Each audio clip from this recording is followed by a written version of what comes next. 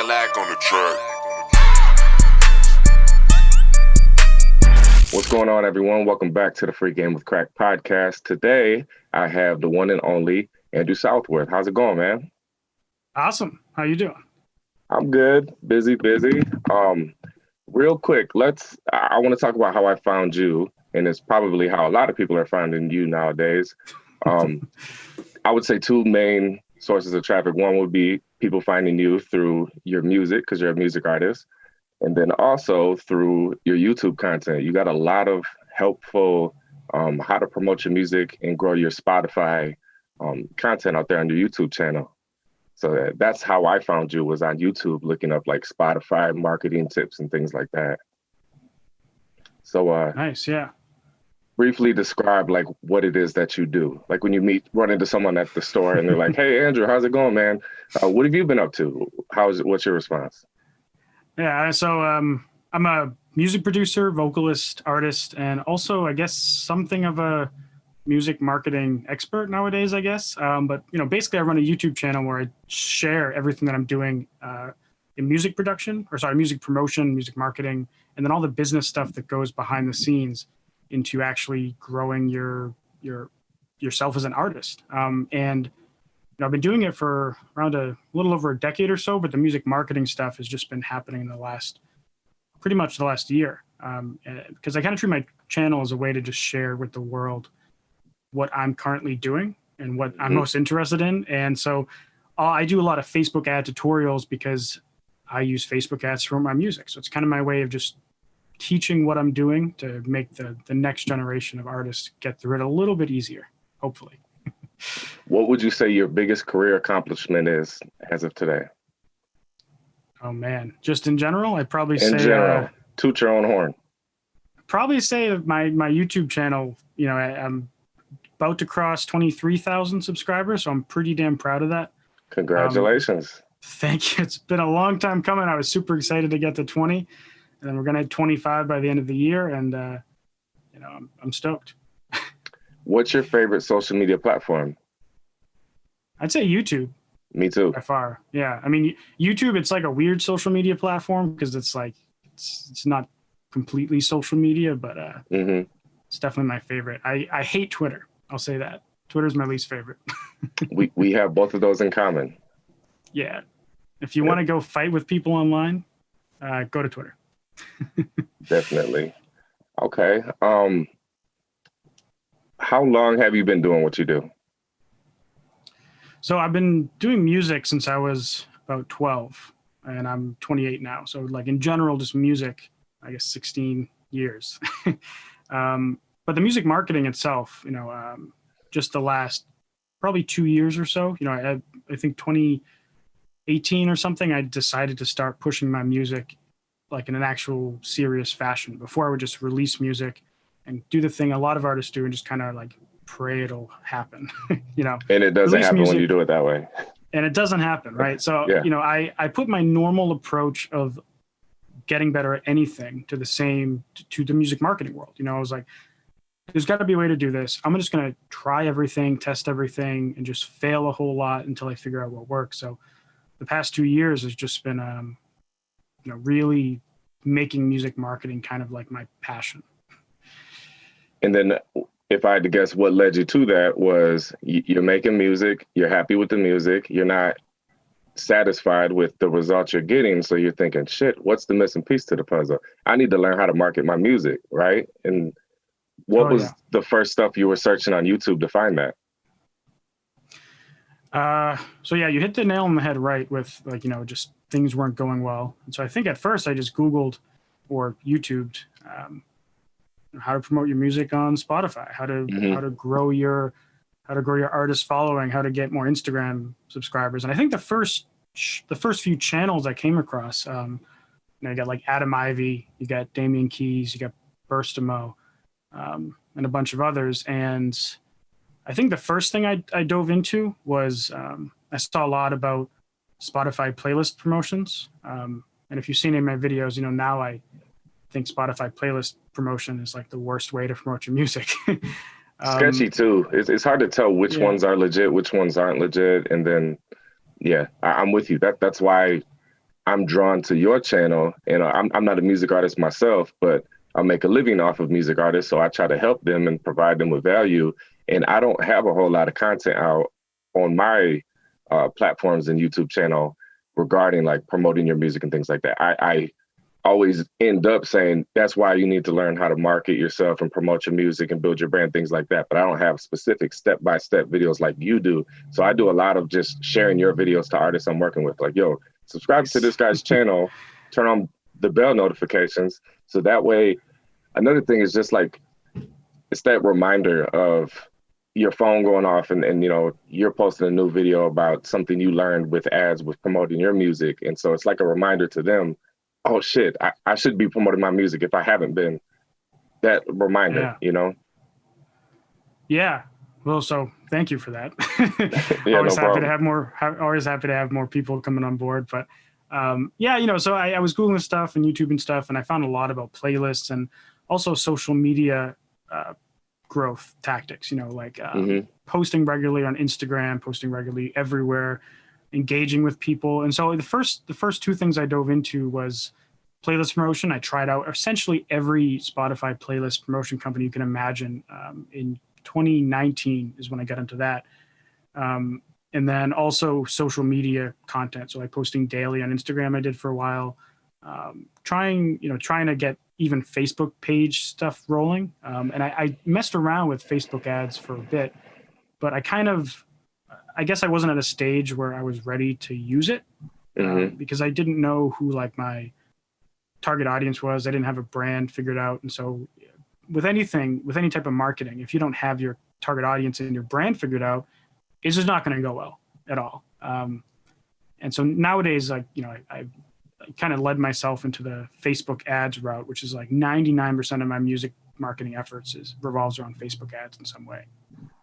Gotcha. Yeah, same. I probably spent, I mean, just to throw a number out there so you have an idea, maybe like $50,000 to $60,000 in Facebook ads in the last like 5 years. And yeah, I've similar to you, I've learned in the beginning a lot of things to do wrong where you spend a lot of money and you're like, man, this stuff don't work. I don't know what these people are talking about. It don't work. Then you educate yourself, you start consuming a lot of content, learning more, and then you start seeing some results. And then nowadays, like even when artists bring up paying for like features and things like that,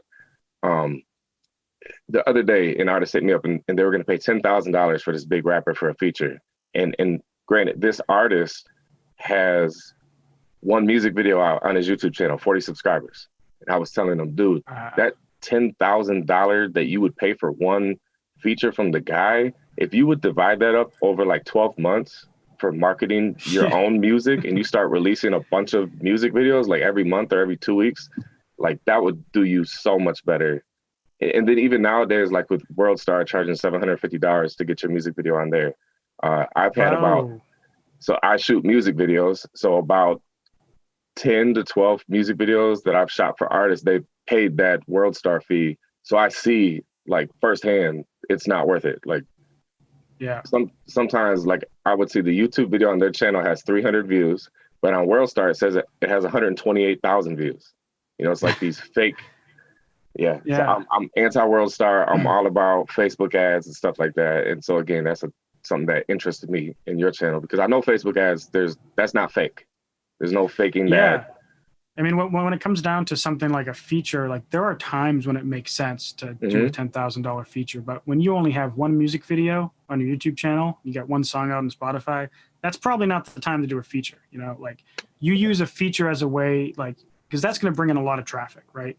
If that's the only song you have in your page, you essentially just blew your $10,000 because you weren't at a point where you could absorb all the people that are going to go to your account. You know, like if all those people go to your account and they see you have all this content, all this music, they might stick around. But if they go there and see one song, it's like, why would we bother following this person? Like they have nothing right now, you know? So yeah, I would say the gem with that for any artist listening is build up your catalog before you think about doing something like that. Have enough songs in the arsenal so that way you can actually gain a fan base from an opportunity like that, you know, from that exposure, from paying for a feature.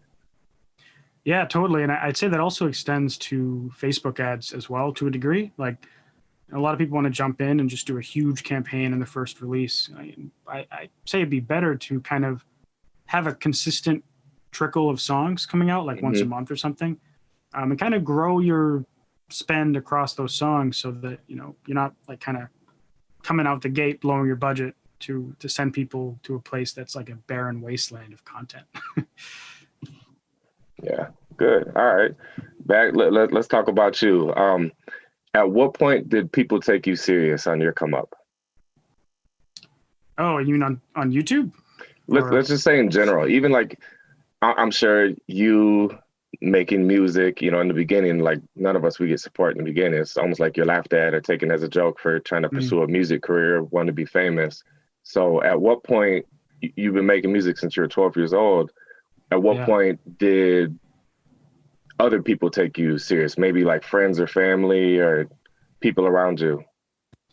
Yeah, I've been pretty fortunate where friends and family have kind of always supported me. Like no one's ever said like, don't bother, you know, it's a waste of time.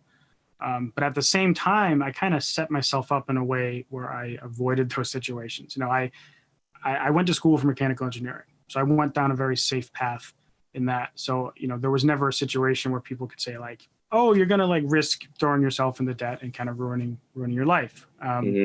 So a lot of artists tell me that they get that from their family. So I was very fortunate where I didn't get that. But I'd say in terms where people started taking me seriously, like with my music, probably wasn't until the last 3 or 4 years. You know, once I actually started marketing it, you know, once I mentioned to people, oh, hey, I released a song, you know, and people would kind of say, oh, cool. And then maybe listen to it or just lie to me and tell me they didn't listen to it. You know, you could tell when someone says they're listening to it and then they don't listen to it. But when you tell someone, oh yeah, you know, I just released a new song, you know, kind of in conversation, you know, how was your weekend? Oh yeah, I dropped a new song.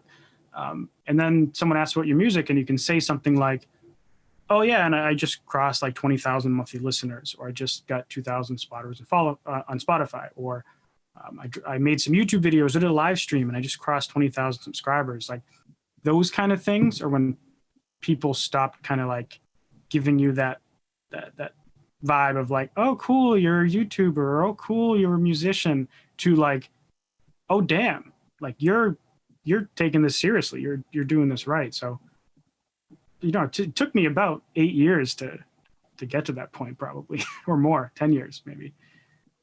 Let me ask you, how do you make money? So I do have a career as a mechanical engineer, so that's one big thing. But then on top of that, I essentially have another 40-hour per week kind of night career, which is everything you've seen me do, right? So I have my YouTube channel.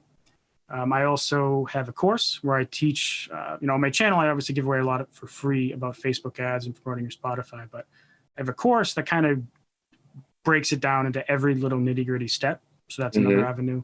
Over the past year or less, I started getting into playlist curation. So I figured out how to grow pretty engaged Spotify playlists. So I'm on sites like Submit Hub and Playlist Push.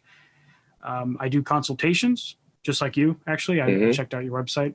So, you know, people want to talk to me and ask me a question, figure out their marketing, their release strategy, that kind of thing. And I will also just straight up run ads for people on a case-by-case basis. You know, kind of either I'll manage it through their accounts and then there's like a setup fee, or I'll run it through my accounts and they basically pay me the ad spend plus a fee for my time, kind of thing. So a whole bunch of different revenue streams. I also have a company called Generous Studios where I sell like sample packs and contact libraries, and I'll do mixing and mastering too. But my strategy over the past couple of years has been, I'm growing this platform on YouTube. Yeah. How can I set this up into a way that I can get extra opportunities from it in the form of like income that I can use to explore new things, you know? Because the more money you can get, even though it's like a side hustle and you don't need it for money, so to speak, the more money you can get in, the more money you can use to exploit new endeavors. Like the site that I host my course through costs me $1,100 a year. Got to pay for that somehow. You know, I launched the podcast. And so when I did that, I launched a Patreon, and I also give them free content behind that. So that's my strategy, like be diverse and then use all the income you get to go and set yourself up nice for the future. Because fortunate where I don't have to rely on any of that income because I have an actual like regular 9 to 5 kind of career. You get burnt out? Oh yeah. How do you deal with getting burnt out? That's a question that I get asked a lot on my videos. Man, that's a tough one. You wake up tomorrow. I would say you wake up tomorrow and you don't feel like doing shit. You wanted to be super productive and get a whole bunch of things done and knock out another YouTube video. You just feel beat. Do you just take a loss that day? Do you go for a walk? Like what are different things you do when you feel like that? I probably feel like that a couple days every week. And I don't know if I've entirely figured out a way to deal with it. What I've done over the past, few months, especially as more and more people want to watch my videos and reach out to me, it's a great problem to have, being wanted or needed in so many different directions. But the way that I've made it easier is to find ways to save time. So for example, I switched up my video editing process to where I don't have to edit. I basically shoot all my videos pseudo live. They're essentially one takes, and I just cut some things out in the middle. So that saved me probably 4 hours a week in editing. And so that's kind of one way I alleviated some pressure. And then the other way was trying to come up with little systems to make the process easier. Meaning before I would do 2 like videos per week, like kind of not scripted, but like planned videos where I teach a certain thing. And now I do this kind of interview podcast things, which it's a lot less mentally taxing because you're just like this, like we're just talking, it's super easy to just talk to someone. And that gives me kind of like a backup piece of content that I can I'll shoot it live, but then I'll just drop it 2 or 3 weeks later. And that usually gets dropped on a night where I'm like, oh my God, I can't bring myself to shoot a video today and I have to get a video up tonight. And so it's like, okay, cool. Well, I have this video I have to upload anyways. Let me just get that up. And then I'm also tried to create like a pretty good rapport with my audience. I'll do like a YouTube community post, or I'll write my Patreon like, hey guys, I'm just too much stuff going on. I'm skipping a video this week. Very sorry. But if you want, drop your questions below and I'll do a Patreon only live stream or something like that. So how long have you had your Patreon? Not very long, probably 3 or 4 months or something. I think I made it like a year ago, but I didn't use it until like middle of this year. I'm about to start my Patreon probably next month. And part of it was inspired by your Monday live music reviews. And in it, you say, hey, my Patreon members come first. If there's time at the end, I'll get to everyone. But if you want to make sure I get to you, join my Patreon, like no pressure. Yeah. Because I started doing a lot of tutorials, most likely this year. And now that I'm teaching people things, people are learning from them. And now they want to show me what they learned. Like, hey, man, you taught me how to shoot my first music video. I love you. I want to show you what I did. Will you watch it, critique it? Let me know what you think. What things do I need to fix and stuff. And when you are limited on time, I'm trying to think of a way to like incorporate that in my life, and doing music producer beat making tutorials. People are learning how to make beats. They want me to check out their beats and let them know what I think. Same thing with artists, questions about their songs, their music videos, things like that. So there's never enough time in the day. So I'm trying to think of a way to make it make sense and to get reimbursed for the time. And I feel like once a week live, like what you do for a few hours, and then start a Patreon where people can get first dibs to submit stuff. And I feel like after a few times of tuning in from people from my audience, and they see, oh, he didn't get to me, there wasn't enough time. Like maybe I will join his, Patreon, and just same thing with like the whole ClickFunnels route where you create like some sort of initial enticing offer that makes so much sense that it's a no-brainer to join the Patreon. And then one thing I've learned with like subscription services is a lot of times what happens is people forget about them. Like obviously I want to always continue to give value, but not to get too off topic, but like, for example, you know who Superstar O is, right? No, actually. Oh man. Okay. So Superstar O is one of my, I look up to him a lot. So I've been selling beats on like rap beats back in SoundClick. Are you familiar with that? Yeah. Yeah, yeah. Okay. Yep. So that was when I first started making like a living off of music was SoundClick 10 years ago. And there was a few guys on the top of the world for like the rap beats. And it was Vibe Beats, Johnny Giuliano, Superstar O, and there was a few more, but Superstar was one of those guys. Well, he started this website called IndustryKits.com where he sells sounds, drum kits, VSTs, things like that to other producers. And then he's got this 1997 VIP producer club where on the 15th of every month you can get some new sounds. Well, I've been subscribed to that for like 5.5 years, and I might have only used it 7 times, like 7 months. Yeah. And so what happens is people just forget to unsubscribe. And then the same thing with my gym. I go to a small gym, and they told me the other day that there was like 2,700 members at that gym, and I see the same 10 people every single time I go. Like the gym can't even hold 200 people, and it's just so many people subscribe and forget about it, or they subscribe, they use it a few times, and then I don't know, it lingers on. But yeah, I think the monthly low cost $14.97, $19.97 thing is a really smart thing to do. Yeah, and I think for you, your use case is exactly the same as mine, right? Like on one hand, you have a lot of people who want to support you because you give away a lot of stuff for free, and people want to support you for that. But on the other hand, if you could offer some extra incentives to that, hey, I appreciate you wanting to support me, but I'll also let you, get to cut the line in my music reviews, or get to get a discount on my merch store, or get a discount on my sample pack store, or whatever. The list goes on. And I like one perk I have is I have a private section of my Discord community where only patrons are allowed, so they get extra access to me. And it's kind of I used to think of it as like a product.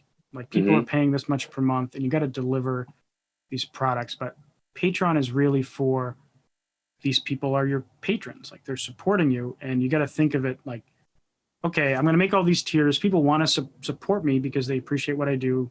What are all these little extra perks that I can make it so that when they give me some X amount of money, they can say like, not only did I support this person, but I basically supported them for free. I got all this value back, and it's almost like they paid nothing. At least it's how I think about it. How you said pay nothing, that's exactly what I wanted to do. You sell producer kits and all the different things, and same thing with me. I wanted to make it so if it was $19.97, that they pretty much are getting reimbursed with $19.97 store credit every single month. So whether it's like a one-on-one call or whatever, they would have this like monthly coupon that it expires at the end of the month that they could use that was $19.97 off of beats or coaching or whatever it is, Have you ever watched Ruslan KD's channel? Ruslan? Oh man, I haven't heard of him. You got to get him on a show. You'd love to talk to him. So he kind of has a channel a lot like our channels, right? Like he kind of is in the same area. He's a rapper, but he also teaches a lot about music promotion and music business and behind the scenes stuff, right? He has a Patreon with like 200 something people on it. And every week he does 2 Zoom calls to his Patreon community. One is on the weekend where he just chats for like 2 hours, and his patrons actually go on the Zoom and talk to him. So they get like hours of his time. And then another one is a music review every Friday. And so he's made it to where like, even if you're paying as low as like $7 a month, you can actually get one-on-one Zoom calls with him, like built into your price. So his Patreon community is like so valuable. You'd have to be a fool to not see how it's easily worth more than what you're paying. And like, as you mentioned, like if you're giving someone like $20 in free stuff for paying for a $20 per month subscription, it's kind of like that. Like they want to support you, and it's free in their mind because they're just getting so much stuff back. And that's my goal, try to make it where like someone at the end of the month is like, I paid this much, like, whoa, like I got way more than what I gave back. And I still kind of feel like I did a good thing by helping out someone I watch on YouTube. How would you say other artists could grow their YouTube channels besides, well, let me ask you this first. Do you post your music on the same channel? Yeah, I've been going back and forth on that. So up until my last 2 songs, I've posted every single one of my songs to my YouTube channel in some fashion. But before this year, I did a lot of music production videos. Yeah, I went back on your channel. I seen you did lots of like unboxing and reviews and.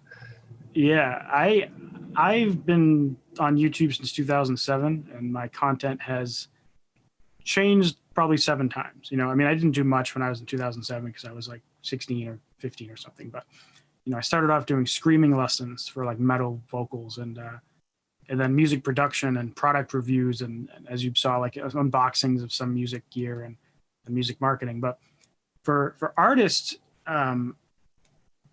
it's a little nuanced because every artist kind of has to think of what are they comfortable doing, because there's only certain types of content that makes sense on like to grow. If you're just uploading music videos, you're going to have a real hard time growing a YouTube channel, because you can't make a music video every 2 days or every like 2 times a week. It's not possible. So you have to do more. So then you have to think of, well, what makes sense given my brand? Do I want to be the person who's giving away everything I'm doing, which is essentially what I do. Everything that I'm doing, I just share. And before it was music production, and now it's the music marketing, because that's what I care about the most, and it seems to be what people want to see. But a lot of artists, for some reason, feel like being a YouTuber is like a bad word. They're like, I don't want people to see me as a YouTuber, so they don't want to do tutorials. They don't want to do vlogs. And for a lot of those people, I would say stop thinking of it like a vlog and think of it more like you documenting your musical journey. Bro, I preach vlog. Document your journey to anyone and everyone. Yeah, and it's so important. And you can make it all about your music, or you cannot. And there's a lot of examples of people who do very well in either case. Like Gabby Hanna was just a vlogger, and now she's a pretty popular musician, and she started on YouTube. On the flip side, your videos are very vloggy. Like there's a lot of like topic videos, but at least the ones I've seen, they're shot like a vlog, and they feel like a vlog. They just happen to also teach stuff. And I saw your YouTube video recently where you're talking about like all the BS that goes behind like being a YouTuber and not being able to say like, oh, I was here this week, because it just won't work on YouTube. Yeah. And that's part of the problem and benefit of YouTube. Like, and as an artist, you can't just do whatever on YouTube. You have to pick one of these few categories. Like, you have to teach something, or you have to vlog or do behind the scenes documenting something. There's really like only a few buckets you can fall into and still grow. Yeah.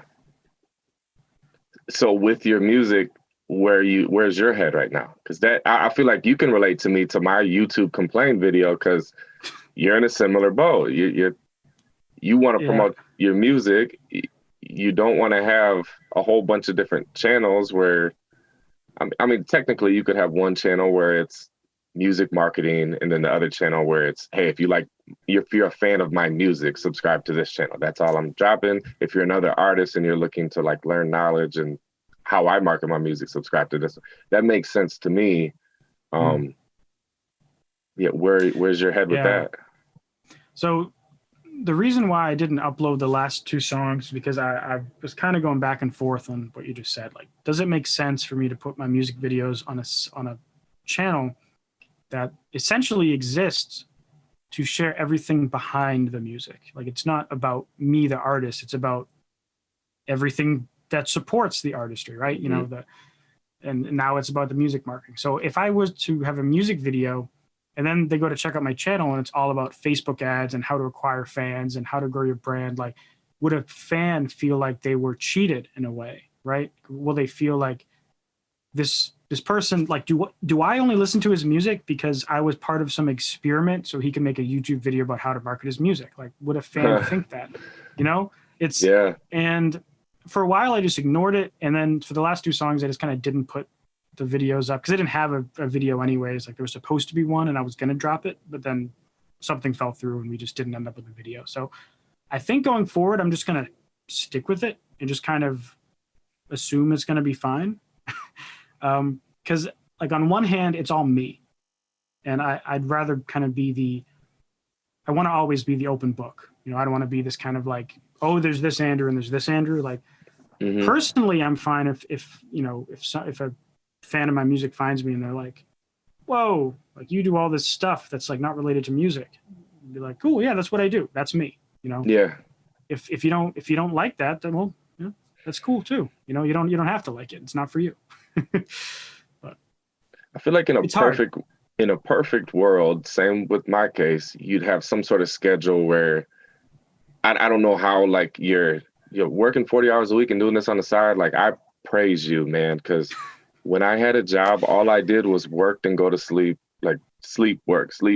And the last time I had a job, I didn't do anything musically for 2.5 to 3 months while I had this job. And it was like your typical factory job, 10, 12-hour shifts, 4, 5, 6 days a week. And so, man, I was just sleep, work. And I noticed I was young, I want to say 21 years old or 20. And I just thought, dude, all these old people that got hired in with me were so happy and ecstatic. And it was like $10.50 an hour versus $9.50 an hour because it was third shift at nighttime versus the daytime. And I could tell like they were going to die working there, like just so happy. And I'm thinking like, I got this job to get my mom off my back, period. Like I live at home with my parents. I don't need money like that. I was young. And after 2 to 3 months, and I realized I've made zero progress on my career, but I've been going to work every day. Like I've saved up enough money in these few months. I'm quitting my job. I live at home. Like I had a budget of, I could survive on $150 a month probably back then. And I was young, no responsibilities, no kid, went all in with music, figured out a way to open up my doors to do studio sessions for other people. Because I used to be an artist myself. And when I put out my music, people would hear it. And then I could benefit from it because they would, hey, who records, mix and masters your songs? Well, I do. Well, how much would you charge to record, mix and master my songs? And back then it was $25 an hour. And so I'm like the cheapest studio in town and I'm pretty good back then. And so then it led to people hearing my music. I'm making my own beats. How much would you charge to make beats for me? I'll lease beats for $25, $30 or sell them up for $100 or something, So really quickly I started making just enough money to get by for a young kid. But I just noticed while I had a job, I didn't do side hustle stuff at all. So anytime I meet someone that does still have a job, because from how much your output is, I would have never guessed in a million years that you had a job, let alone a 40-hour a week job. So that's what I'm saying. Like, praise to you for your work ethic being that good. Because you can make that as an excuse. Like, I work 40 hours a week, so it's hard for me to do the YouTube stuff. Like, no, you're putting out YouTube like a full-time YouTuber. Well, yeah, thanks. I appreciate that. And I get that a lot. Like people will be like, wait a minute, you have like a full-time career off of this too. And I think like the way that I've always thought about it is, there was a point when I was in undergrad for college for my mechanical engineering degree where I was working full-time at Starbucks to pay the bills as I was going through college. And then once I got my degree, I got a job, and then the job offered to pay for my master's degree. So then I was working full-time, and then I was doing essentially full-time master's degree on top of a full-time career as a mechanical engineer. And so there were times, where I like, during that period, it was like almost no musical output. But then as soon as I finished the master's degree, I was like, I essentially just stopped doing a 40-hour-a-week commitment for my master's program. So I'm like, well, what can I do with all this time? I could just play video games, right? That's always an option. I could just chill, play video games, watch Netflix. But I got so used to, like, essentially I had 6 years of working and going to school both full time. And for me, the transition to just, if you think about a day, you have 8 hours a day of work, your day job. You have 8 hours a day of sleep, and you have 8 extra hours a day to do something. And so you have to think at the end of every day, I had 8 extra hours to do whatever I wanted to. Did I make my life better, or did I just waste my time? And every day that's kind of what I think about. Like, in the past I was very aggressive with it. Recently I think more about how can I like relax a little bit. I can't push this hard until I'm 50. It's not going to work. So there's days where I decide like, yeah, I'm fine burning half my free 8 hours just watching YouTube and playing video games. But most days I try to make it so like I have 8 hours of not work, not sleep. I'm going to get my YouTube channel in a better position for next week. I'm going to start working on this next sample pack I'm going to drop. I'm going to do consultations. I'm going to work my course, stuff like that. So a lot of people, when they say they don't have time, and with a few exceptions, some people genuinely are way busier, like they have kids especially. But when a lot of people say they don't have time, my answer is like, take another look at your life and think about what you're wasting your time on, or what you could shave out. Because most people, I think, have more time than they think. What makes you feel more alive? The fulfillment you get from helping people on YouTube, or let's say feedback from people listening to your music? Oh man, that's a good question. I'd say probably the YouTube side, honestly, because I get all these messages from people, like people literally saying, "You are the only reason I have a music career." And I'm like what? Like, whoa! Like that's huge. Like that pushes me so hard to do this, like, and keep doing it. And that's not to say that it doesn't completely like humble me when someone sends me a message like saying, "Oh my God, I just saw this ad for this song you were running. I love it so much. Like when you coming out with a new song, like that's incredible too."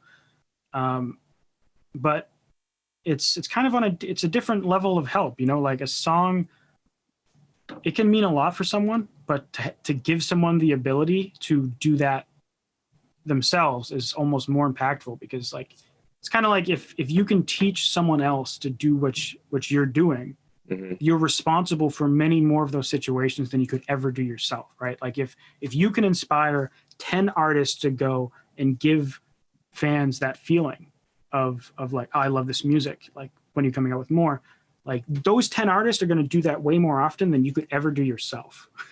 So your impact to the world, I feel like, is always bigger when you can help people out that are like higher up the chain of events, so to speak.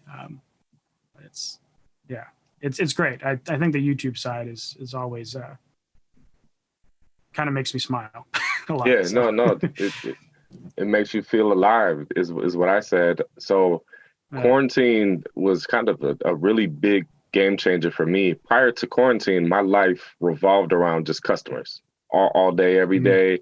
And things that were for me was more so like working on beats, making YouTube videos, putting out vlogs, things like that were like me things.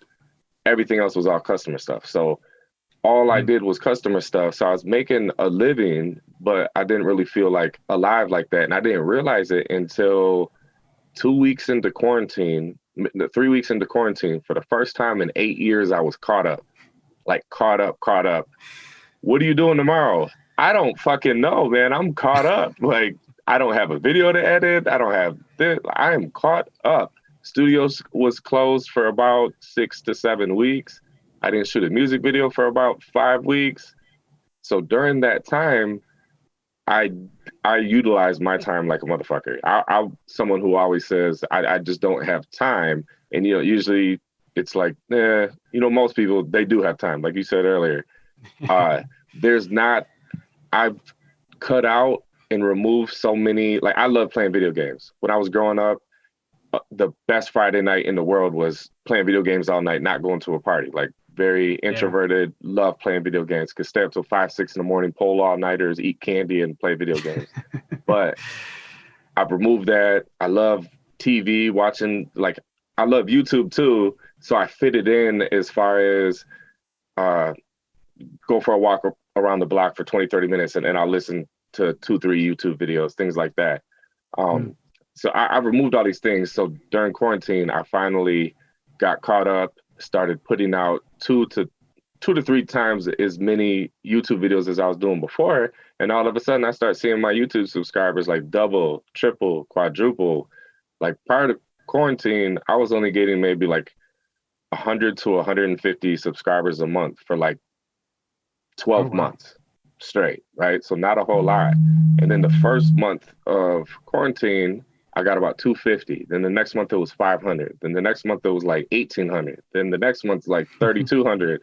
And I've been getting like 3,000 to 4,000 the last couple months. And it's because I'm posting like about 1 to 2 videos every single week. And yeah, I was faced with this crossroad where, okay, I like making money. I have to make a living, but at the same time, I want to feel like I'm alive. And I feel like I'm alive when I do stuff that's for me. If me and you were to hang out in the studio and there's footage of us and we're sharing all these gems back and forth and we work on a beat and then we go out to eat and then edit in all this footage and turn it into this entertaining, informative video, like that stuff I love doing that. I'd pick that over anything almost any day. And see, I had to make time to do that. I don't know where the hell I was going with that. You said something, but yeah, it's funny you brought up the growth with during this whole quarantine period. Like for me, it's been nuts ever since quarantine. And you know, before all this, I think I was getting I don't know, 200 or 300 subscribers a month or something. And then how many videos were you putting out at that time as well? So I've been doing 2 videos a week since 2019. So I've been hitting it pretty. Thanks. That's commitment. Yeah, in 2018 I started weekly, and in 2019 I went 2 times a week. In 2020 I did still 2 times a week, and then I started doing the Music Review Monday stream halfway through the year or so, like around when quarantine kicked in. I started doing that roughly, and it went from 200 or 300 subscribers a month to right now it's 2,000 a month. And you know, part of it I think is the whole situation. More people are consuming videos, but you know, at the beginning of the year I was like, I'm gonna go easier on myself this year. You know, I need to relax a little bit. So I gave myself 1 skip video per month. That was what I said to my subscribers. I'm gonna still do 2 videos a week, but I'm gonna give myself 1 skip video a month.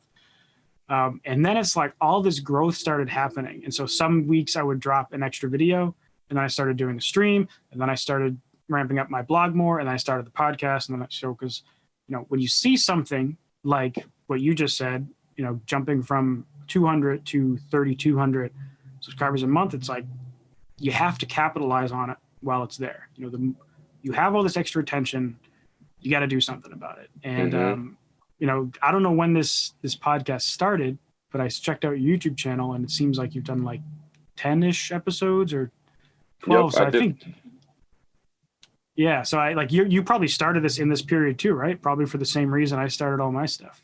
Yep. I wanted to start a podcast for about 2 years, and then I just got busy and just didn't do it. And again, quarantine, all I had was time. So shit. Anything and everything I've ever wanted to do, didn't have time. It's happening now. And podcast was one of those things.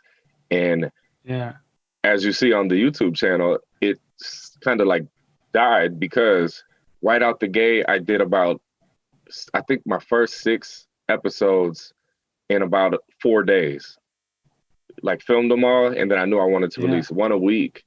And then once things started opening back up and my studio opened and I started traveling, shoot music videos again, it was like, oh, I don't have time again. And so I think what I'm gonna try to do, and I literally went for a walk right before this and said it on my Instagram story, that I plan on doing like a run of 10. So right now there's 10 episodes out of the podcast, and then there's been about a couple month break, and then now I'm gonna start off and I can commit to 10 podcasts, like 1 a week for 10 weeks straight. Yeah. And then just kind of go from there, you know? Yeah. I mean, that's what I do with mine is, I mean, I don't batch them like that, but I'll kind of hit people up and try to plan stuff. And it's like, whenever they're free, we'll do it. But then while I'll do the podcast live, I won't upload it for like 2 or 3 weeks. And because Okay. I don't want to like drop 2 podcasts in my, because I do them all on my main channel. I don't want to have like podcast, because people will be like, Andrew, stop doing so many damn interviews. Like give us this other stuff that we want too. So I try not to do more than one podcast a week at most. And usually it's one every other week. So one every 4 videos or so, one every 3 videos. But that gives me the ability to like, kind of, it's not a big deal if I can't book a guest because I space them out so much anyways. And then sometimes I'll do 3 interviews in a week. Mm-hmm. So it'll take me 3 months to upload them all, or 2 months to upload them all. So that's how I've handled it, and it seems to work good. But like, if you were to say like, book me from 6 to 7 p.m. or whatever, and then like have someone 8 to 9 p.m., like you could probably bang out 5 of these in a day and have yourself situated for a while. How do you promote your podcast? That's something that I've done some research and I have an idea of what I'm gonna do, and I'm curious what your thoughts are first. At first when I uploaded the videos, I would upload them to the podcast and just a link in the description, because people were asking like, I don't want to watch a 2-hour video. I'd rather listen to this on a drive. And so I started the podcast to answer that. So that was the first way, just people who want to listen rather than watch. And then just to test it out, I'm big into Facebook ads. So what did I do?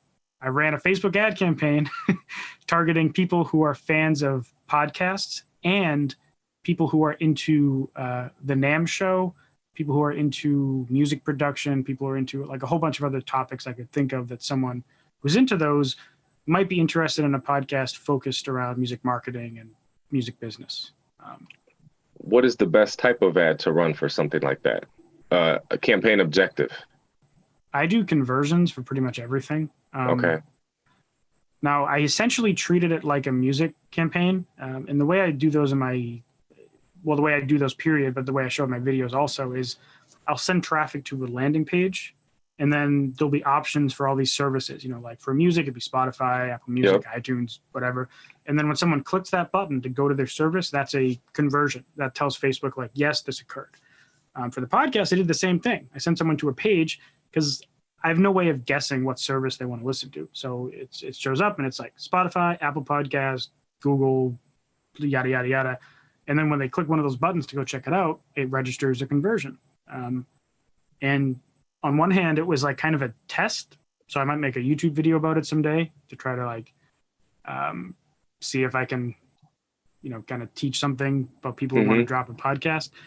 But on the other hand, I wanted to just grow my podcast. And so it worked pretty good. And then there was a third way that I did actually. There's a podcast site called Overcast, I think it is, Overcast FM. And they actually sell advertising on their podcast app. So like at the bottom of it, it'll say, there'll be like an ad for a podcast and you get to pick your category. So what I did is I went into the music category, and I think for like $250 or $350, they would put my ad there for a month. And I did that, and that got me, I think it ended up costing like, I don't remember. I think it was $1 per subscribe or something. Maybe it was $1.50 per subscribe. It was kind of reasonable, especially for a new podcast where my objective was just to get as many downloads as possible during the first like month. So those are the 3 ways that I've done and that I would recommend. I mean, I also did some blog posts around it where I linked to it. It's on Genera Studios, my website. I have a blog as well. So, what do you recommend for the landing page? I use ToneDen. ToneDen, okay. ToneDen, yeah. And people know them for their music links, their landing pages, but they actually have one designed for podcasts also. It's called like a pod link or something. Okay. And they actually have, so ToneDen has all these like automated ad services for musicians. And even though I don't like use those, I've showed how they work, but they actually have one for podcasts as well. So if anyone's watching this and they don't want to learn Facebook ads, ToneDen also has like a subscription where you pay them like, I think it's like $50 a month. And then they'll just like run Facebook ads for you for your podcast. So that's one thing you could also try. Okay. Yeah, I have a video on how to set up like a smart URL page for people, but I've never been on You said toned in or tuned in? Toneden, so it's like Toned in. Toneden. Okay. It's the same kind of idea as Smart URL. It's just a page with a bunch of links on it. But Gotcha. Yeah, because what I was thinking about doing, obviously, once you have done all the free routes, like, sharing it on your Facebook, your social media, things like that. There's a guy named something Flynn on YouTube, huge, lots of subscribers. I can't think of his first name, something Flynn. If you search like how to start a podcast, how to promote a podcast, how to grow a podcast, you'll see this guy's face. But he did a video and he was saying his last option was like the paid route. And what he recommended, the only thing that's hard is because you can't set the ad up for them. You'd almost have to make like a tutorial showing them how to do it. But he was saying you would be better off giving the guest a clip to promote on their social media. And then let's say you're going to spend like $50 to $100 to promote that episode. Give them $50 to $100 to run the ad from their page. So that way their audience goes to watch, the episode that they're on or listen to the episode they're on. Yeah, I've seen that in some tutorials as well. And that sounds like a brilliant idea, but it also sounds like a huge pain in the ass. Yeah. Because think of if I, let's say I wanted, or let's say you wanted me to do that for this podcast, for your podcast. For me, it would be easy, right? Because you would just send me the thing and send the cash, and then I would just run the ad. It'd be no brainer for me. But let's say you're trying to get someone who's never run a Facebook ad in their life. You're going to spend like 2 hours with them on a Zoom call. And it's just, I don't know. I feel like it'd be better just to do it yourself and then just deal with the less effective ads, But, it depends. If you're talking, like a lot of those people who talk about promoting a podcast, they're in the marketing industry. So for them, it's like, if they were to talk to someone, hey, could you run a Facebook ad for me? I'll give you the budget, use this video. Like, if you didn't know what Facebook ads in the marketing niche and you've never used it, it's kind of gonna be like, well, what the hell? Like, why are you even on my podcast? But in the music world, most people don't use Facebook ads regularly or any other niche, Okay. All right. Well, I know right now we're about an hour in. I have a few more things. We're gonna get into the good shit, the best shit now. All right. I want to talk about your music before you were doing ads and marketing and then after. Like, what does the before and after look like number-wise and success-wise and response fans, all that? Yeah. Number-wise, before any promotion, I think I probably had less than 100 monthly listeners, like 12 followers, probably 100 something streams per month, essentially almost nothing. Right. And then I started doing the playlist marketing, and even though that got me to a nice place, it got me to like 10 to 15,000 monthly listeners. It didn't move the needle on followers or any social media platforms whatsoever. So after I did all those experiments with playlist promotions, once I stopped doing it, the needle just moved back to zero. So I was back to square one. Yep. I see it with artists I've worked with. So that's cool to hear you say that as well. Yeah, it's remarkable how bad it can be in playlist promotions. But after doing Facebook ads, it's essentially like the only way of promotion. I'll do a little bit of Submit Hub as well. Essentially pretty like almost the exclusive type of promotion. Like now I'm at 22,000 monthly listeners, kind of fluctuating between 22 and 26,000 monthly listeners, 2,800 followers. This is Spotify, by the way. Yep. 85,000 streams a month. I think last month I was at like 98,000 streams a month. And then I haven't put out a song on time, so I've kind of dropped since, which is always sad, but I'll push it back up next release. So pretty huge dump, right? Like, I don't know what percentage wise that is, but it's some insane thousands of percent increase in essentially every category. Now, with all the mistakes you made with spending money to market your music, let's say you're giving advice to you or someone listening to this and they're ready to drop. They do have a catalog there, right? How we talked earlier, where if you don't have a catalog there or songs out, it's not really beneficial for you. So let's say they got 10, 20 songs out. They don't have shit for monthly listeners. They're not getting any streams. They're ready. They're finally ready. And they believe us when we say you should market your music. You should spend some money to reach people. Okay, we finally got their attention. if you were to literally hold their hand and like tell them, after everything I've learned, this is what you should do next, like what would you recommend? Yeah. So initially there would be some discussion on how much they want to spend per song, but I guess before that, I would recommend that they get onto a schedule where they're dropping new songs every 4 to 6 weeks, or new releases every 4 to 6 weeks. Okay. Most of the releases are going to be singles. Yep. And then instead of dropping albums and then waiting through a year and then dropping another album, like just do singles every 4 to 6 weeks. And then, 10 months down the line, you can put all those same songs in an album, add a couple extra, and then you have an album.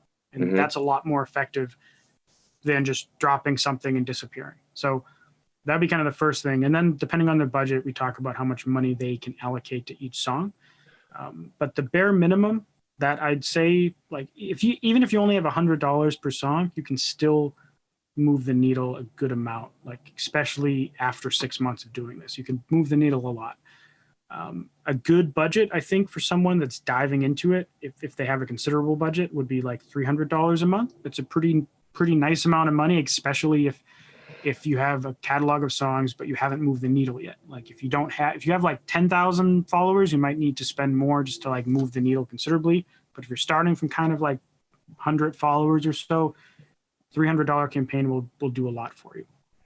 And the way that I structure these campaigns is I do a conversion based campaign, and I won't get into the nitty gritty because I can't like share my screen on here, but basically I'm doing a conversion campaign and sending people to a landing page to then go off to their platform of choice. But I am emphasizing Spotify specifically, particularly because Spotify is a great place to get a lot of free promotion. Like it's kind of a fan discovery platform. Okay. And then on top of that, there's all the necessarily things like they have to have great music. They have to be posting on social media, at least to some regularity. They have to pitch to editorial 4 weeks before the release, even if there's very little chances of them ever going anywhere on editorial because it's so competitive.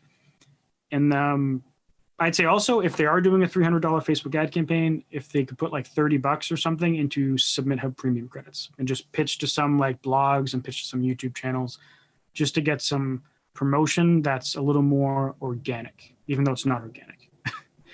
What if they could put out even more songs? Would it benefit them, let's say over a 12-month span, release one song a month, push it for 4 weeks, do that for 12 months, or release a song every 2 weeks and push each for 2 weeks? There's a huge amount of diminishing returns when you do that. Okay. And there's one very obvious example in that you can only have one song on Spotify's release radar at a time. Technically, there's a few exceptions, but you can really only have one. And a song can stay on release radar for up to 4 weeks. So effectively, if you release a new song before 4 weeks has passed, you're either kicking your old song off the release radar or not having the new one go on release radar. And a lot of people don't realize this, but when you think of release radar, you think of, okay, people are following my account, they're going to see my songs, and that's release radar. But that's only half of release radar.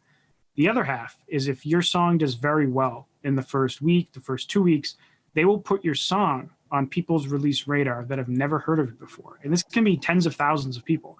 So, and that can kick in 2 weeks or so after your song comes out, and then it'll stay on that big release radar, the algorithmic release radar, for like 2 weeks. So if you drop a song 2 weeks after, you're effectively never getting that wave. And that can literally be like tens of thousands of streams. So there's advantages for doing like every 2 weeks, but you better have a good reason for doing it. Like a huge social media strategy, like you're doing YouTube ads, dropping epic music videos every 2 weeks, stuff like that.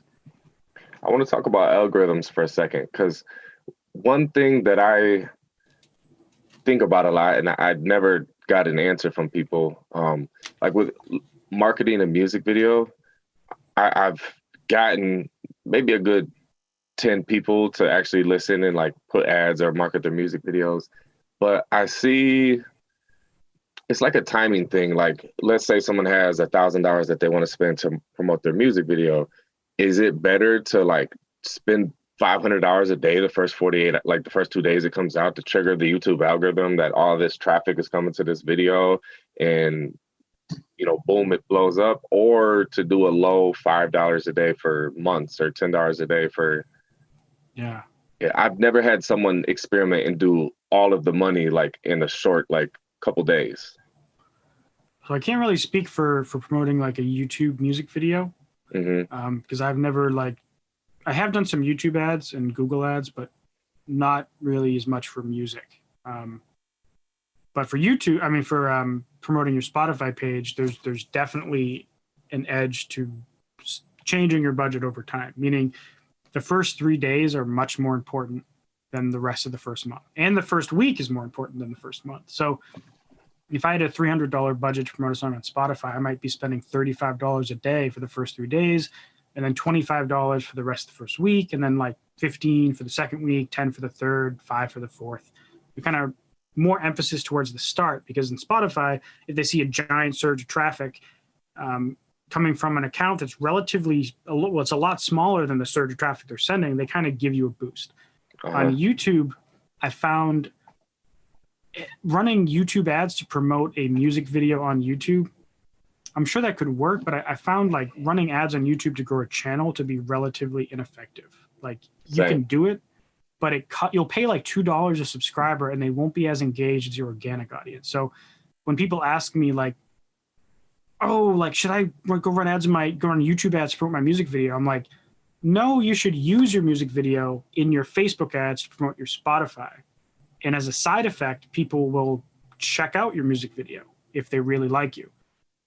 Because I have these things where even if I don't have a music video, I'll like DistroKid or whoever, they'll put like a topic page for your music where they just have like the artwork for the song. You might, and it'll just be artwork in the song.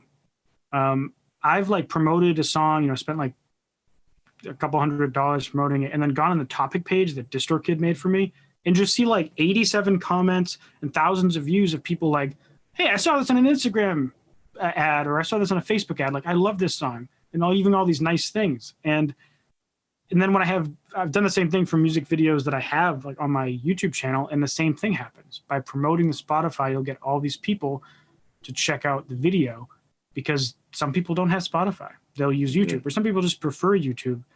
And a lot of people hate that answer, because they're like, well, I want my music video to like blow up. And well, that's cool. I don't know if that necessarily moves the needle as much as promoting yourself on something like Spotify, and thinking of the music video as what it should, and what it kind of like really is. It's like, it's a promotional tool to get someone hooked in the music. It's not the main consumable. It's like a thing that promotes the consumable. Except for a few cases, like some people care more about their videos than their music, which, that's a different story. But would you drop your full music video on Facebook as well? I think that'd be fine. Yeah. I mean, it kind of depends. Like if you can use Facebook ads to like generate interest. Like if you drop your whole 3-minute music video on Facebook and run ads for video views, you can retarget people that watched like 75%. And if you're doing a 3-minute video, 75%, it's like 2 minutes, 15 seconds or something. So those people are damn interested. If they watch 2 minutes of your music video on Facebook, the most like spastic scroll platform ever, like they're really interested in your music. And that's when it makes sense to upload the whole music video. If your main goal is to get people on YouTube, probably shouldn't put the whole video on Facebook, right? There's a country rapper from Montana, right? Montana, you wouldn't think of hip hop, rap, whatever. Yeah. This guy's doing very successful. His name is Overtime.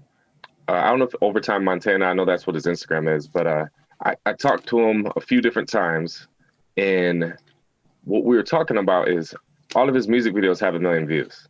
So he's got maybe like 8, 9, 10 music videos, all like 13 million views, 8 million views, 7 million views. And what he was saying is he spends almost 100% of his monthly advertising promoting the music video on Facebook. So if he's got a new music video that drops tomorrow, he uploads the full video to YouTube, uploads the full video to Facebook, and instantly starts running video views ads. And he said in the very beginning, you can target people interest-based, people interested in Eminem, Kid Rock, this, that are between this age. And he said once he's got enough views, Then he'll make a custom audience of, just like you said, anyone that watched 75% of his music video, he considers to be a fan. Then he makes a lookalike audience of any of those 75% viewers. And then that's where he's spending all of his money. And he said every day when he wakes up, you'll see the notifications, Nicholas Bazo, so-and-so, liked your post, invite them to like your page. And so he said he wakes up every day, invites all these people to like his Facebook page. And he was saying, I get 1 million views on YouTube, not promoting that at all, but running ads directly on Facebook. And like, he's got a good, I don't know what his Spotify is. I'd have to check. That's a brilliant way to do it. Cause like the way that I described getting all those peripheral comments and likes, like that's just promoting, not even the music video. That's promoting like a 15-second clip to go to Spotify, and then some people go to it. But like what he's doing, he's making a lookalike audience of people who watch a lot of it, to make his ads cheaper, and then just like spending a bunch of money on video views, and a bunch of those people love it enough where they just go to YouTube. Yeah. So that sounds like a very effective strategy. That's what he said too, is when you want to listen to a song, where do you go? Like you go to YouTube and you search whatever the words you remembered from the song. So he said, that's how it is. I'm using Facebook, and they're phenomenal, amazing ad marketing system. I'm utilizing that to use my music video as a commercial to gain new fans. Like my existing fans, they're going to subscribe to my YouTube and they're going to watch what I don't need to promote to them. I just, so yeah, that was his strategy. I mean, this guy's doing big things. I think like if you're trying to promote a YouTube video, like the best way is what you just described, like passively, right? Like you're not actively like sending people there, because Facebook and YouTube don't really get along very well. Like Facebook wants people to stay on Facebook, but they definitely don't want people going to YouTube because they're their biggest competitor essentially. But at the same time, you can't promote YouTube on YouTube because it feels very weird. Like if you think of the fan experience, like they're watching something on YouTube that they want to watch. You're interrupting their piece of content with music and telling them to go listen to it when they're like currently out. Like I'm watching videos right now. I don't want to go listen to your song or watch your music video. It's just kind of like a weird, doesn't make as much sense. Whereas if you're scrolling through social media and you hear a song you like, it's kind of like, oh, well, I'm already on my phone. Let me go to Spotify, or let me search this thing up. Or maybe I'm driving. I'm about to go on a car ride. I'll go listen to your video. So I think YouTube's good for sending people off of YouTube for ads. Like if you're trying to sell your fans, like show them ads to sell them something like on your merch store, I think that's a good use case for YouTube ads, which is why most of the ads you'll see are people sending you to a website to buy something. They're not sending you to a YouTube channel in almost every case. And on Facebook, don't send people to YouTube, send people to like something else. Because Facebook doesn't like YouTube, and then YouTube is like your side effect. And as a general rule, just to kind of speak on this, like I don't think it's ever good to pay to grow something that is owned by someone else and that doesn't pay you. Meaning like people ask me all the time about using ads to like grow their Instagram. I'm like, why would you grow your Instagram with ads? Like it's owned by Facebook, who can change the engagement rate whenever they want. You know, they can make it so right. And that's why people who had Facebook pages 5 years ago were screaming so much when Facebook changed the, I forget what they call it, but the reach is what it is. You can have like 5,000 page likes on Facebook and do a post and get like 10 people see it. And they could do that with Instagram any day. And they could do that with YouTube any day. It'd be better to pay that money to get someone, at least if you send them to Spotify, it's not a social network, and also you're getting paid every time someone does something, you know. And it seems like Spotify, like if I'm following you and you release a new song, it automatically shows up, right? There's not like a subscribe, but you have to click the bell to be notified. Like all I have to do is click follow, right? With Spotify. Yeah, and exactly. Yeah, all you have to do is follow, and then as a side effect, you could also retarget people on Facebook later. You know, whereas if you're doing Instagram, it's like, yeah, you can retarget those people, but like, what happens if Instagram changes the rules? Or, you know, you don't get anything back from growing your Instagram necessarily. Whereas if you promote your Spotify, you get a lot more back. So as a rule of thumb, like I don't pay for ads to grow something that doesn't have that like return path Yeah. necessarily. Okay. What would you say is the number one most important characteristic that got you where you are today? Ooh, I guess probably work ethic. Yeah. This overall time, like willingness to put in time. I think a lot of people think very like anything in life takes, I guess, talent or luck, and I think it's whoever makes it to the top in any category. It's most of the time it's work ethic and the willingness to stick with something long term. Yeah. What is the one thing that separates you from the rest of them? I guess we could talk in the YouTube world, and then we could talk musically as well. YouTube, I think people always tell me it's something about my like openness and honesty is usually what I get. People say like you seem like you're someone it's very open. You don't like hide anything. You're just giving away stuff. And it seems like people trust me, which is good because I'm not hiding anything. So like that's I think what set me apart. Like I don't do crazy intros. I don't do any intros. Like I start off my video with I just get right to the point, and I think people appreciate that. In my music, I don't know. I think it's. I feel like I'm too attached to actually say what it would be for my music. Like I think people just. I don't know. I have no idea. I'd have to like go ask some fans of my music and be like, that'd be a cool ad. That'd be a cool ad if you filmed or asked people to send you in, like tag you in stories and say like, I don't know the exact wording you'd have, but like, how would you, what do you love about my music? Like post a story and tag me. And if you put together an ad of like 10 different people, like, I love the way that it makes me feel. And then the next one is, I love this. And you got all these different people's faces and it's like, swipe up. That's a brilliant idea, actually. That's really good. I mean, like, I'd like to think that on one hand, I'm very spastic with what I do. So I'd like to think people like the fact that like I mix a bunch of stuff together. Like I do future bass, but I also do pop and I also do some rock stuff. And I like to think that people like the specific like voice stuff I do because I do a lot of crazy vocal sounds. But I guess I really don't know. So I'm gonna make note of that. Yeah. It's a good idea.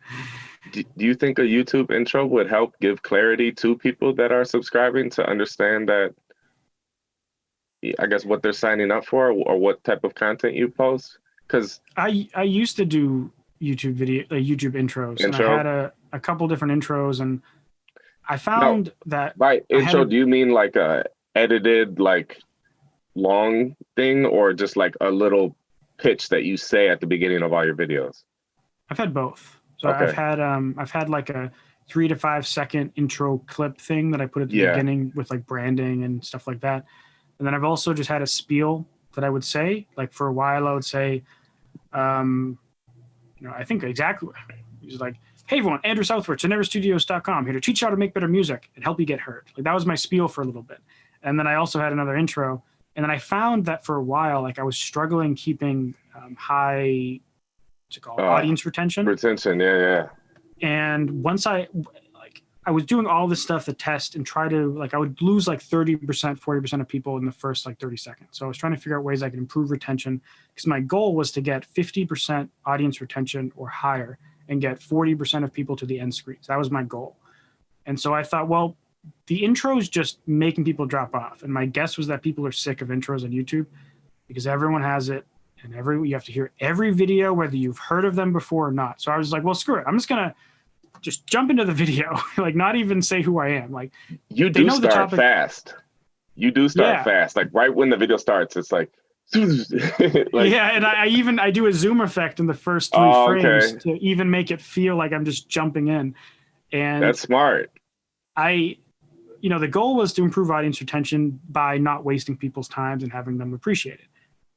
Because I don't know, like personally, I hate it when I go in the video and it's like, hey everyone, in this video we're going to talk about this. My name's this, and here's my catch line. Now for the intro, and there's a 3 to 5 second intro, and they start the topic 15 to 20 seconds in the video, and it's like, okay, cool. I've been subscribed to you for 7 years, and every single time I watch one of your videos, you waste my time, you know?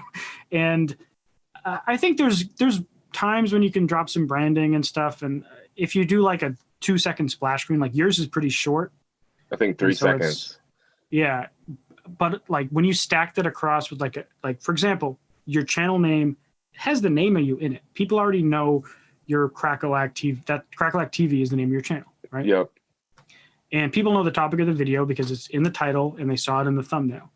So when you start the video and say, hey, I'm this person and this is the topic of the video, you kind of just already wasted their time because they already know what the topic of the video is. So personally, that's why I dumped it. Okay. And it's helped me a lot because now I'll get 50+% audience retention and I'll get like 40 or 50% of the people to the end screens, which is That's like awesome. super good. And that was my goal for like a year. So it could also just be the case that in my style of videos, that's what I needed to do. And with my style of content, that's what I need to do. Because plenty of people have 3 to 5 second intros and they do perfectly fine. So, but yeah. When you go to your analytics, how much of your viewers are subscribed versus not subscribed? Because mine's like 80% is not subscribed, 20% is subscribed. For the longest time, it was like 95% not subscribed. And now in the past this year, it's gone up to like 70%.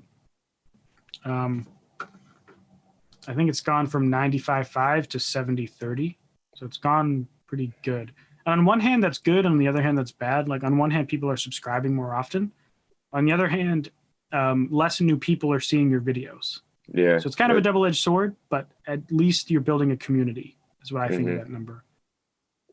Yeah, no, like I was interested in the intro topic because the night that I filmed that YouTube venting video about everything, right after me and like my behind the scene cameraman, we just got talking and we were talking about different people. And then he was like, everyone has a hero story. Think about Batman, think about Iron Man, think about Superman. He was like, what is your hero story? Because I was just saying, I just know these different things. And if all I talked about was camera stuff and the fact that I've been making beats for over 10 years and sold hundreds of thousands of dollars worth of beats, like I should be able to talk about that stuff, you know? Like I don't want to just talk about camera stuff and then I don't know. So we just got going and then he brought up like the hero story. Like think about what is your hero story? Like, oh, okay, I used to be an artist, so I learned how to do these things. I realized being an artist wasn't for me, but I really enjoyed doing the behind the scenes stuff. So now I make a living doing the behind the scenes stuff. And that's what I talk about on this channel. Making beats, recording mixing songs, shooting music videos, how to make a living being a music entrepreneur behind the scenes.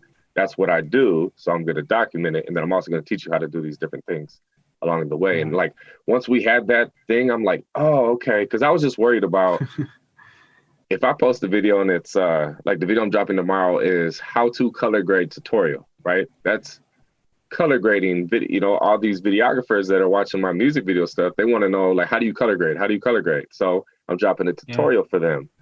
But then the next video is what I wish I knew before becoming a music producer. And I was telling him, I don't want to like randomly drop this video of me making beats. And they're like, what the fuck?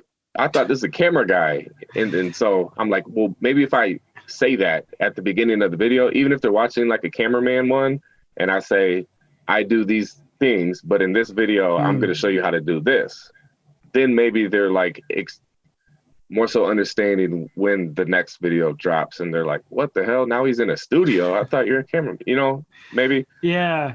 No, that makes sense. It is weird when you're doing multiple topics. And for a while, you know, I mean, I used to do screaming lessons. Like for like 5 years, I taught vocal lessons and screaming tutorials. And I still get people leaving me comments like, when's the next screaming tutorial? I haven't done one in like 3 years. And other people who want to know about this music sample pack or whatever review or whatever. And during those transition periods, it gets very aggressive because you were just doing one thing for a long time and then you're switching to a new thing. And you get a lot of people who want the old thing and you get a lot of people who like the new thing. And you get this kind of back and forth. When you do two different things and you kind of cycle between them, I feel like it'd be beneficial to have some way of letting people know. And the way that I get around it when I do something kind of like left field for my current content is I'll frame it in a way that is obvious. Like I did a video on how to edit vertical videos for ads, for Facebook ads. So it was a Premiere Pro tutorial, but I framed it as like how to edit vertical story post for Premiere Pro. But like in this first thing in the video, I mentioned that it's for running Facebook ads to promote your music. So basic, yeah. It's like contextual without an intro, but I feel like you have one of those channels where you're kind of you do a bunch of different things. Like you do a lot of videography for what is otherwise a music channel. Mm-hmm. So I wonder if for you it makes sense to have like a intro. And Ruslan, who I mentioned earlier, he talks about a lot of things. Like he does a lot of things on the election and like social issues. So his thing, he mentions basic music, and he talks about social issues, and he also talks about music business. So I think for you, it makes sense to have one probably. Okay. Yeah. Well, thank you. Two last things. What's the biggest mistake that you see with people trying to promote their Spotify and running ads? Well, so if they're already running ads, specifically on Facebook, they're at least already in the ballpark of doing things right. But the number one mistake for those people is they won't use a conversion campaign. They'll use like a straight up link click campaign. And the problem with that is if you're not like tracking your links, you can't make those lookalike audiences. First of all, you can't make custom audiences to retarget those people who click the links, and you're leaving yourself open to a lot of bots when you use link clicks. So for all you people doing that, use a conversion campaign and a landing page instead. You'll save yourself a lot of heartbreak and a lot of wasted money. Okay, good. Well, I want you to plug, where can people find you online? So you can go to youtube.com/Andrew Southworth for all my YouTube videos and stuff. And you can go to generastudios.com. If you want some sample packs, or you want to check out my course, or you want to check out the brand new Genera Studios forums where we can talk about music marketing or whatever. And that's GENERA studios.com. It's a weird spelling, I know. Good. Andrew. Hope to see some of you there. But thanks for having me, man. I appreciate this. These calls are always fun. I always love talking to other people in this niche.